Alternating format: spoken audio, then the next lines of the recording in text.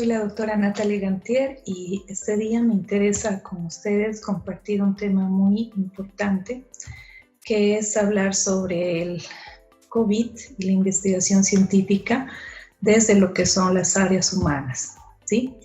En ese sentido, es importante preguntarnos cómo nos enfrentamos a esta problemática desde las ciencias humanas, considerando la diversidad que tenemos en lo que se representan las ciencias humanas. Considero que es importante trabajar desde las dos dimensiones y la diversidad y riqueza de los sentidos de las ciencias humanas, ¿no?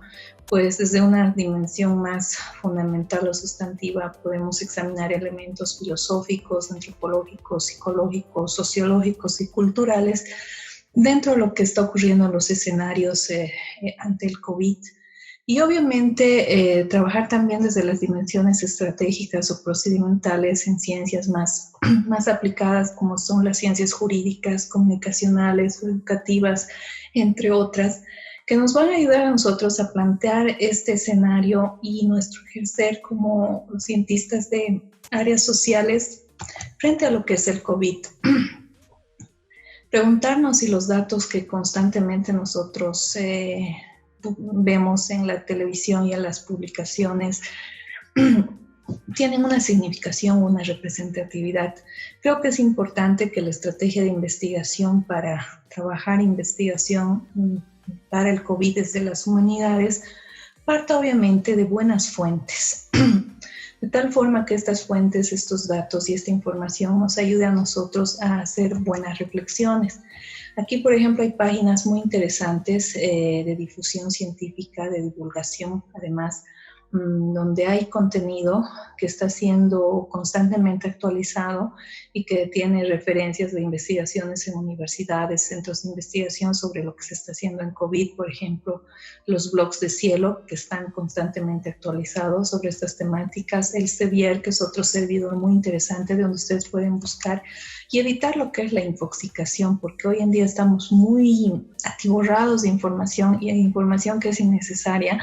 Y como investigadores nosotros tenemos que ser muy meticulosos en la búsqueda de las fuentes, precisamente para sustentar bien nuestras ideas y nuestros planteamientos, ¿no? Entonces, si bien hay sitios altamente técnicos de difusión de investigación hoy en día, felizmente y más con la pandemia, se está divulgando con mayor accesibilidad al conocimiento. Páginas como techcrisp.com, n+1.org ofrecen, por ejemplo, información actualizada de investigaciones que se están haciendo en la temática, entre otras investigaciones muy interesantes en el mundo y que pueden ayudarnos a trazar líneas de investigación importantes, o páginas, por ejemplo, de las gacetas médicas oficiales de los países que actualizan información sobre las experiencias que se están trazando y se están obteniendo en el abordaje de lo que es el COVID. Entonces creo que es importante que si nosotros tenemos una adecuada base informativa, vamos a poder gestar reflexiones, ideas y las estrategias de investigación adecuadas para lo que va a ser enfrentar esta pandemia. Entonces vamos a tener una serie de temáticas o líneas que pueden ser muy interesantes, ¿no? Desde líneas de género, por ejemplo, por qué los países liderados por mujeres parecen responder mejor, ¿no? ante la crisis, o cuestiones de examinar nuestra sociedad boliviana y saber por qué tenemos tanta resistencia a seguir, por ejemplo, pautas de salubridad, ¿no? ¿Será una cuestión de desinformación? ¿Serán cuestiones culturales, de una confianza excesiva, de mal uso de medios informativos, de medios educativos? Es decir, ¿qué elementos están de fondo detrás de situaciones? El derecho y las ciencias jurídicas, ¿cómo nos están aportando a investigar, por ejemplo, las problemáticas del COVID, ¿no? ¿Será que la persecución penal, por ejemplo, en nuestros países es la vía más adecuada para reeducar en una cuarentena? ¿O será que hay otras vías? Los elementos psicológicos, ¿no? Que pueden ir muy de la mano de las investigaciones en neurociencia para entender, por ejemplo, cómo un cerebro aislado, cómo una persona o una familia aislada va a desarrollar determinadas consecuencias psicológicas, conductuales, por ejemplo, ¿no? Ya pueden ser positivas, negativas, ¿no?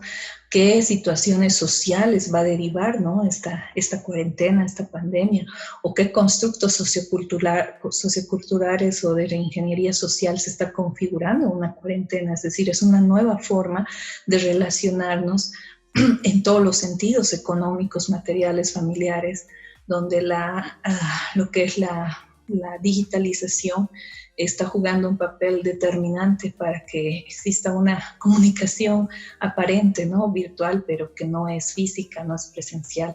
Entonces hay muchos elementos de fondo que creo que son importantes que los reflexionemos, así como aquellas estrategias comunicativas, ¿no? Los medios de comunicación y sus roles frente al COVID, las estrategias que se utilizan para llegar a las poblaciones, el rol de la educación frente al COVID, ¿no?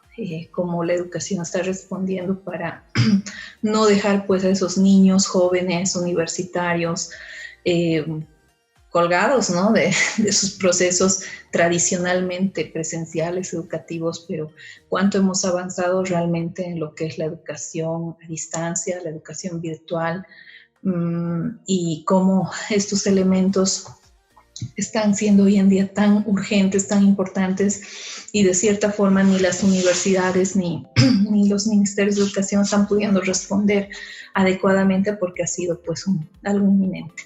Entonces, muchas temáticas que yo les sugiero investigar, pero sobre todo que yo les invito a que una vez que tengan reflexionado lo que desean trazar, desarrollen equipos colaborativos y, bueno, adapten las técnicas de investigación necesarias a los formatos digitales, en los cuales es muy importante la colaboración.